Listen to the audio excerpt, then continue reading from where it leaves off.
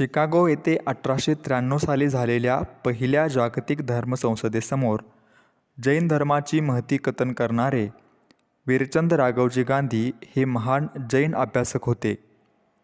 त्यांनी हिंदू धर्माच्या आणि भारताच्या मोठेपणाचा पुरस्कार या धर्मसंसदेत करून अनेकांकडून वाहवा मिळवली होती. पण दुर्दैव म्हणजे वीरचंद यांच्या या लोकोत्तर कार्याचा भारतीयांना विसर पडला आहे. वीरचंद गांधी हे बॅरिस्टर होते. जैन धर्मियांच्या हक्कांबद्दल त्यांनी आयुष्यभर संघर्ष केला. त्यांनी भारतीय तत्त्वज्ञान, जैन तत्त्वज्ञान आणि अन्य धर्माच्या संदर्भात विपुल लेखन केले असून व्याख्यानेही दिली होती. 1893 साली शिकागोत झालेल्या जागतिक धर्मसंसदेत हिंदू तत्त्वज्ञानाचे महत्त्व जगाला पटवून देण्याचे ऐतिहासिक कार्य स्वामी विवेकानंद यांनी केले हे सर्वश्रुत आहे. पण याच धर्मसंसदेत दुसऱ्या एका भारतीयाने हिंदू संस्कृती आणि हिंदू धर्म यांची महती कथन केली होती. याचा मात्र सर्वांना विसर पडला आहे. स्वामी विवेकानंद यांनी हिंदुत्वावर व्याख्यान दिले होते, तर वीरचंद यांनी भारताच्या वतीने जैन धर्माचे महत्त्व कथन केले होते. त्यांच्या भाषणातून भारतीय परंपरांचे यथोचित दर्शन घडले होते. स्वामी विवेकानंदांप्रमाणेच त्यांनीसुद्धा जगाचे लक्ष वेधून घेतले होते. पण भारतीयांना या जैन धर्माच्या प्रचारकाचा मात्र विसर पडला. या धर्मसंसदेत वीरचंद गांधी यांना रौप्य पदक देऊन त्यांचा गौरव करण्यात आला होता. ही बाब 1910 साली भागुबाई कारभारी या विद्वानांनी विशेषत्वाने नमूद केली होती. वीरचंद गांधी यांनी शिकागो, बोस्टन, न्यूयॉर्क, वॉशिंग्टन या अमेरिकेतील शहरात तसेच इंग्लंड, फ्रान्स, जर्मनी आणि अन्य युरोपीय राष्ट्रात 535 व्याख्याने देऊन हिंदू धर्म व जैन धर्म यांचा प्रसार केला होता. आपल्या भाषणात त्यांनी हिंदू धर्म, बौद्ध धर्म, जैन धर्म आणि भारतीय संस्कृती यांची मूलतत्वे कथन तर केलीच, पण त्याशिवाय भारताच्या व्यापार व्यवस्थेवरील स्वतःचे विचारही मांडले होते.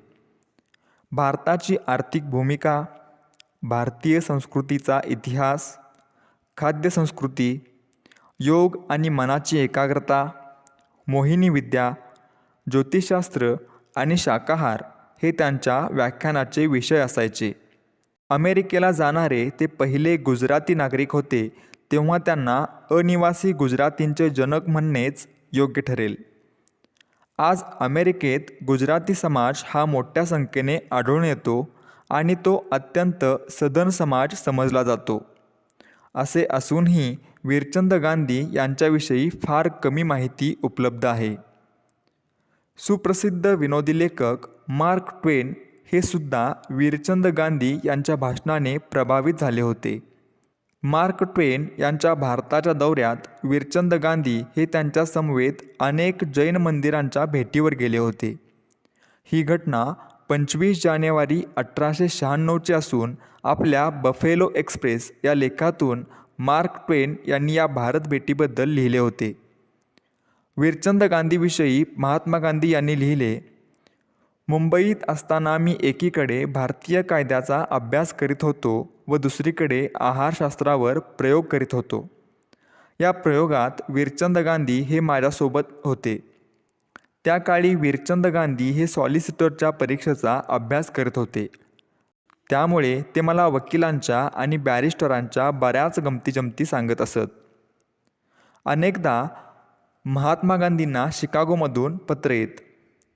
महात्मा गांधींनी शिकागोच्या एमिलिया मॅकबीन यांना पत्र पाठवून माहिती कळवली होती.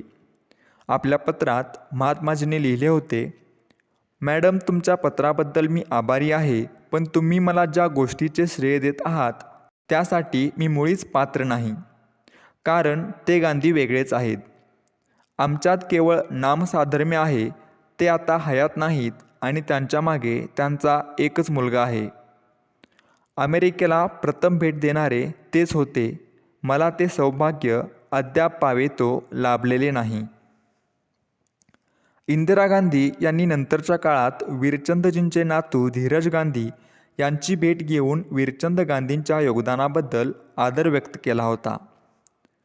वीरचंद गांधी यांचा जन्म 25 ऑगस्ट 1864 रोजी महुवा येथे झाला.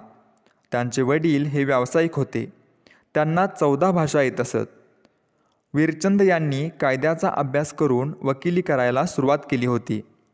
1885 मध्ये ते भारतीय जैन संघटनेचे मानद सचिव झाले. महात्मा गांधींनी उभारलेल्या स्वातंत्र्य लढ्यात त्यांनीही योगदान दिले होते. त्यांनी बौद्ध, वेदांत, ख्रिश्चन व पाश्चात्य तत्त्वज्ञानाचे सखोल अध्ययन केले होते. अमेरिकेत 1893 साली झालेल्या धर्मसंसदेत भाग घेण्यासाठी जैन मुनी आचार्य आत्माराम यांना निमंत्रित करण्यात आले होते. पण जैन आचार्यांना समुद्र प्रवास निषिद्ध असल्याने त्यांनी हे निमंत्रण नाकारले. पण जैन धर्माचे प्रतिनिधित्व करण्यासाठी त्यांनी वीरचंद गांधी यांच्या नावाची शिफारस केली. त्याप्रमाणे वीरचंदजी अमेरिकेला तर गेलेच, पण त्यानंतर अमेरिकेत 2 वर्षे आणि युरोपात 1 वर्ष वास्तव्य करून त्यांनी अनेक व्याख्याने दिली. ई. ॲलन रिचर्डसन यांच्या स्ट्रेंजर्स इन दिस लँड या ग्रंथात वीरचंद गांधी यांच्या अमेरिकेतील व्याख्यानांचा आणि न्यूयॉर्क टाइम्सला दिलेल्या मुलाखतीचा उल्लेख आढळतो. स्वामी विवेकानंदांनी वीरचंद गांधी यांच्या शाकाहाराबद्दल व जैन धर्मतत्त्वांचे पालन करण्याविषयी कौतुकोद्गार काढले होते.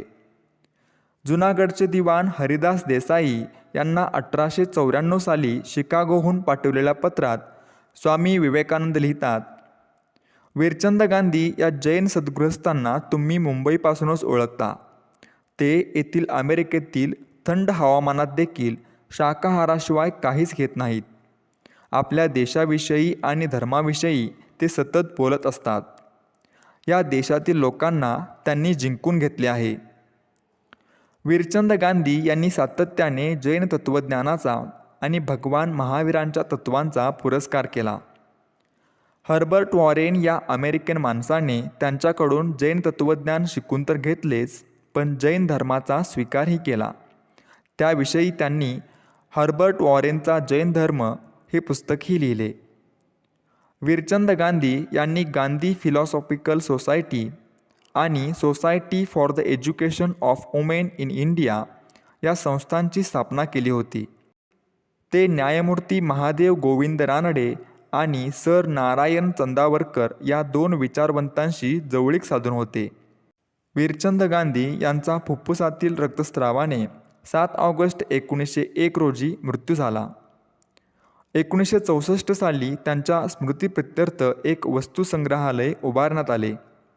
1990 साली शिकागो व महुवा या दोन्ही शहरात त्यांचे पुतळे उभारण्यात आले, तर 1993 साली झालेल्या जागतिक धर्म संसदेत त्यांच्या कार्याचा गौरव करण्यात आला. गांधी पूर्वीचे गांधी हे त्यांच्या जीवनावरील नाटक काही वर्षापूर्वी बरेच लोकप्रिय झाले होते. 8 नोव्हेंबर 2002 मध्ये भारताच्या डाक विभागाने त्यांच्या स्मृतिप्रित्यर्थ पोस्टाचे तिकीटही काढले होते. वीरचंद गांधी यांनी पाश्चात्यांना भारतीय संस्कृती, हिंदू धर्म आणि जैन तत्त्वज्ञान यांची ओळख करून दिली. हे त्यांचे मोठेच कार्य असूनही सर्वसाधारण भारतीयांसाठी वीरचंद गांधी हे अपरिचित राहिले. हा इतिहासाने त्यांच्यावर उगवलेला सूडच म्हणायला हवा.